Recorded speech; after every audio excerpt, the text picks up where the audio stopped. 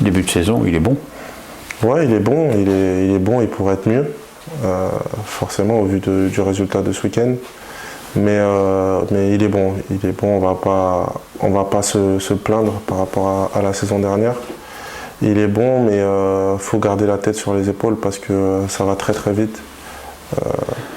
On peut se retrouver dans une situation délicate en rien de temps, donc faut rester concentré.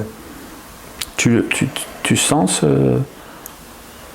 j'allais dire crainte, mais c'est pas ce petit fond de crainte, ce petit fond de méfiance de l'effectif. Ils disent attention, si on fait les cons, on repart comme l'année dernière. Bah forcément, avec ce qui s'est passé l'année dernière, on ne peut pas se permettre de ne pas y penser. On sait que ça va très vite et que si on se relâche ou si on pense qu'on va pas être mis en difficulté, bah, ça va être très compliqué. On sait que le championnat est très serré, chaque match peut basculer d'un côté ou de l'autre, donc voilà, on est obligé d'y penser. Là, tu reviens dans les meilleurs gardiens français.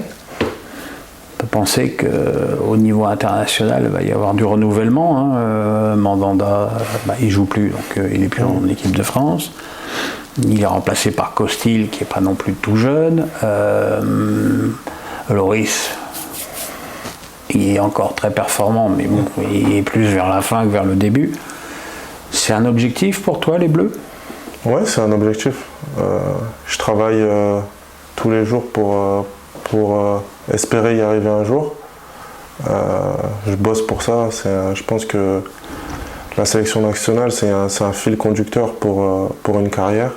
Et voilà, pour moi, c'est très important d'y arriver un jour. Mac Maignan, qui est promis à être titulaire, tu le juges comment ? Moi, je trouve que c'est un super gardien, voilà, qui a très vite évolué. Et il démontre par ses performances, comme il l'a fait à Lille, comme il le fait au Milan depuis le début de la saison. Malheureusement, il s'est blessé, mais c'est un super gardien qui a d'énormes qualités, que ce soit au jeu au pied ou sur sa ligne. Donc voilà, c'est un exemple aussi pour tous les gardiens. Moi, j'essaye de regarder pour m'inspirer au maximum. C'est quoi tes qualités, c'est quoi tes défauts comme gardien, pas comme homme, hein. C'est assez compliqué d'y répondre, mais je dirais que sur mes qualités, je suis bon sur ma ligne. Dans les 1 contre 1, ça va, je suis assez à l'aise. Après, sur mes points à corriger un peu plus, je dirais sur mon jeu au pied, sur mon anticipation. Sur les sorties aériennes, c'est beaucoup mieux. Mais voilà, je dirais que c'est plus ça. Parce que pourtant, t'es grand. Ouais, mais la taille, ça fait pas forcément tout. C'est le timing, voilà, l'appréciation de la trajectoire, les joueurs autour aussi. Il y a plein de choses qui rentrent en compte. Bon, tu dois commencer à avoir l'habitude de jouer avec Palois. Bon, Girotto, il n'est pas toujours en défense centrale, mais bon, c'est quand même deux mecs qui sont, quoi qu'il a en soi, soit ils sont l'un à côté de l'autre, soit il y en a un devant, un derrière. Enfin, c'est deux mecs qui sont toujours avec toi. C'est important pour un gardien d'avoir une vraie connivence avec ses centraux. Ouais, c'est super important parce que au fur et à mesure des matchs, on a des automatismes. On arrive à lire un peu ce que le défenseur va faire et à se comprendre plus facilement. Donc c'est super important, voilà, d'avoir de l'expérience entre guillemets avec ces défenseurs. Il te reste combien de contrats ? Il me reste, si la saison est finie, il me reste 2 ans.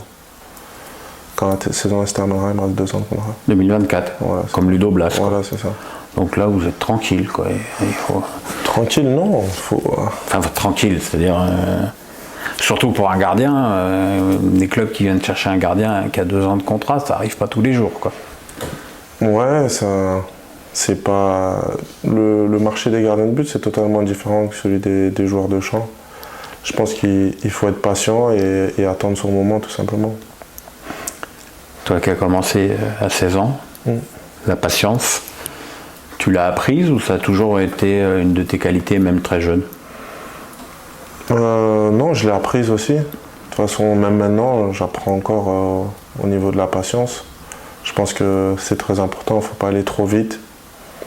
Il faut garder les pieds sur terre et voilà, bosser au maximum pour évoluer.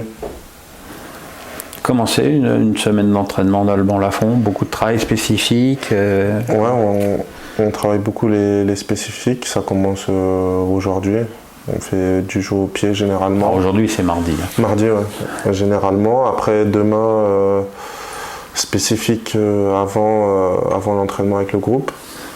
Demain c'est séance forte, je pense, quand c'est les duels, jeux réduits, etc. Après l'après-midi, renforcement musculaire en salle. Après le lendemain, entraînement avec le groupe et l'après-midi spécifique avec Willy. Et voilà, après on enchaîne, vendredi entraînement. Willy Grondin, c'est pas lui qui va t'apprendre les sorties aériennes.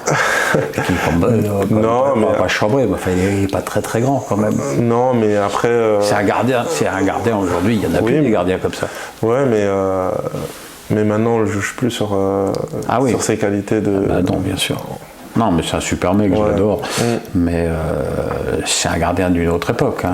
Jérémy Janot, les difficultés qu'a l'Arseneur à Brest. Voilà. Aujourd'hui, si tu fais pas 1m90, compliqué d'être gardien. Hein. Ouais, non, il y a quand même Anto Lopez qui fait du très très bon boulot, qui fait pas 90, donc ça Navas dépend. Fait pas 1m90 non plus. Ouais, voilà, ça dépend aussi. Chaque gardien a son style. Ça veut pas dire que si on est grand, on est bon aussi, mais c'est vrai que c'est un nouveau temps. Alban, merci de ton accueil et puis bonne saison. Merci.